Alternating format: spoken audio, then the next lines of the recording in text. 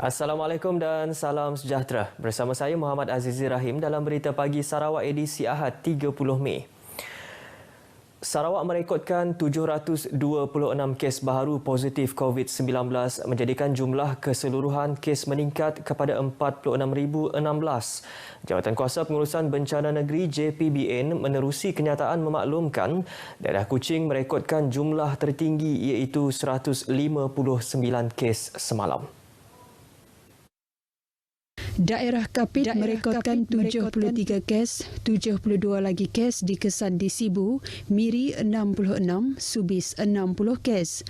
Selain itu, 49 kes dikesan di daerah Bintulu, Samarahan 43, diikuti Pakan 28, Meradong 27, Selangau dan Asajaya 16, Sarike 15, Tanjung Manis dan Beluru 13, Mukah 12, Serian 10, Matu 9, Pusak dan Bau 8, Betong dan Simunjan 5, Kanawit dan Julau pula 4, Tatau, Seratok, Marudi dan Song masing-masing 2 kes, manakala Lawas, Seri Aman dan Sebauh merekodkan 1 kes.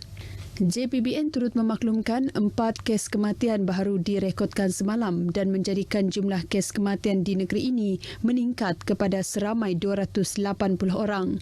2 kes masing-masing di Hospital Kapit melibatkan seorang wanita warga tempatan berumur 72 tahun dan seorang wanita warga tempatan berumur 59 tahun.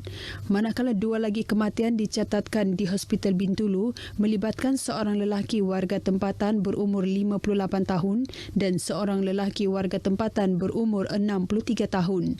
Keempat-empat kes mempunyai komorbid penyakit darah tinggi dan kencing manis. 1 kluster baru dikesan semalam iaitu kluster Sungai Sian Meradong yang merupakan 1 kluster komuniti yang dikesan melibatkan sebuah rumah panjang di Kampung Sungai Sian Meradong. Perbincangan dengan kerajaan negeri mengenai perkhidmatan bot ekspres ke Kapit menjelang sambutan Hari Gawai Dayak akan diadakan dalam masa terdekat. Kementerian Menteri Perdagangan Dalam Negeri dan Hal Ehwal Pengguna yang juga ahli Parlimen Kapit, Datuk Seri Alexander Nantalinggi berkata, sebagai wakil rakyat, beliau bertanggungjawab melindungi penduduk di kawasan tersebut. Dalam kenyataan medianya, beliau turut menyuarakan sokongan terhadap gesaan Timbalan Ketua Menteri Tan Sri Dr. James Jemut Masing untuk menghentikan perkhidmatan bot ekspres buat sementara waktu bagi memastikan keselamatan orang ramai di bahagian tersebut. Selain itu, Datuk Seri Alexander juga meminta pihak berkuasa termasuk polis untuk menggandakan operasi pematuhan prosedur operasi standard SOP di terminal dan dalam bot. Dalam pada itu, beliau menyeru masyarakat terutama penduduk berasal dari Kapit untuk bersama-sama memainkan peranan masing-masing dalam mematuhi SOP yang ditetapkan kerajaan demi melindungi diri, keluarga serta komuniti.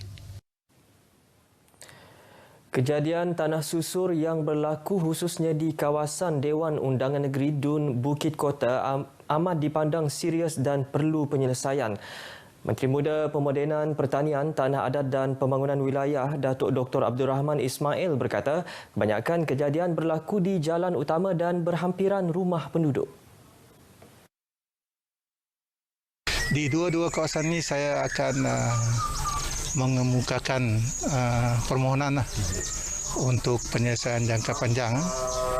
Dan bukan itu saja, kita juga minta peruntukan untuk kawasan-kawasan yang berpotensi untuk tanah runtuh, terutamanya di sepanjang jalan Bong Siul, jalan Pendaruan ini, jalan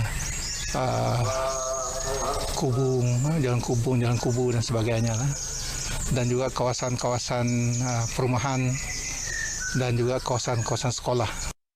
Jelasnya lagi, tindakan itu wajar bagi mengelak kerosakan harta benda, menghalang lalu lintas dan lebih utama, mengelak kehilangan nyawa. Beliau menyatakan demikian kepada media selepas melawat tapak kejadian tanah susur di Kampung Pahlawan Limbang yang kedudukannya berhampiran dengan sebuah rumah yang didiami sebuah keluarga. Terdahulu, beliau turut membuat tinjauan kejadian tanah susur di Kampung Bukit Kota. Bagi penyelesaian sementara, Adun Bukit Kota itu berkata, Pemasangan kanvas telah diletakkan bagi mengelak ancaman lebih buruk daripada berlaku.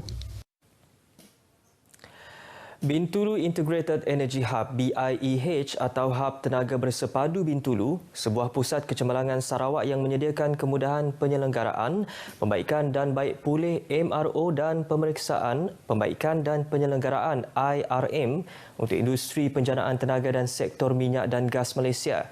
Memulakan operasi pada Disember 2020, Hub Tenaga Bersepadu Bintulu kini menjadi mercu tanda pembangunan Bintulu dan bakal merancakkan ekonomi Sarawak. Laporan wartawan Ruth Ampong.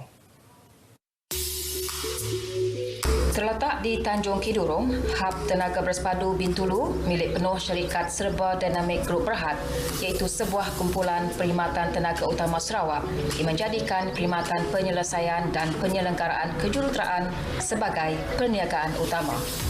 Memulakan perniagaan tahun 1993 di sebuah premis kecil dengan tenaga kerja hanya 4 orang, syarikat ini menyedari kepakaran dan kemudahan dalam membaiki dan menyelenggara mesin industri berat dan berteknologi tinggi di negeri ini perlu ditingkatkan. Kita nak menceburi satu bidang bisnes rotating equipment engineering di mana kita nampak vacuum ketika itu. Tapi dengan semangat leadership kepimpinan daripada Datuk Karim yang melihat wawasan kehadapan dan kami sebagai warga kerja dan co-founder ketika itu merasa di mana hala tuju yang dibawa oleh Datuk Karim nampak dengan jelas, walaupun pada ketika itu kerja di bidang rotating equipment engineering ni memang amat berkurangan.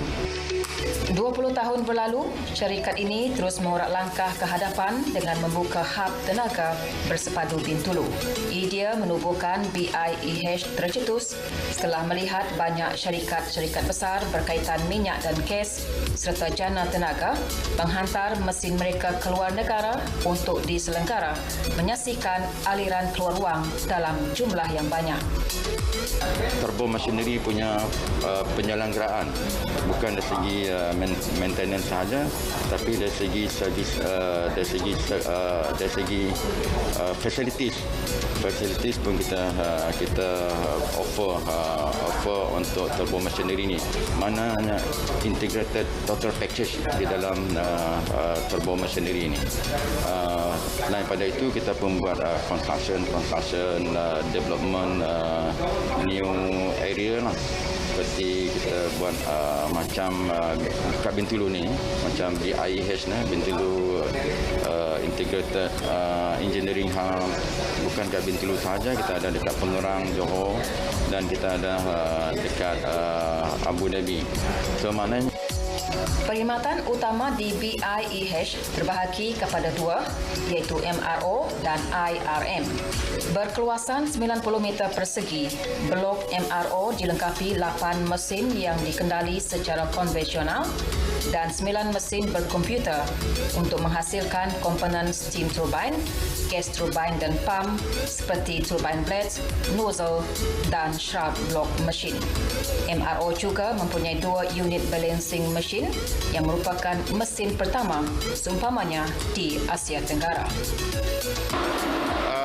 MRO ni dibahagi kepada 4 zon. Okay. So zon pertama itu high speed balancing machine dan juga horizontal turning center. Okay. So high speed balancing ini suatu mesin yang berteknologi tinggi dan ia mampu mengendalikan putaran sehingga ke 15,000 RPM. MRO dijadualkan beroperasi sepenuhnya pada penghujung tahun ini. Sementara blok IRM menempatkan 9 bahagian yang dipanggil factory, gudang tertutup dan terbuka dengan keluasan blok 15 ekar. So soon we'll be having more projects coming in. That is why kita perlukan automatic machine to help us to give more production to our project lah. Laporan Ruth Ampong, Berita RTM.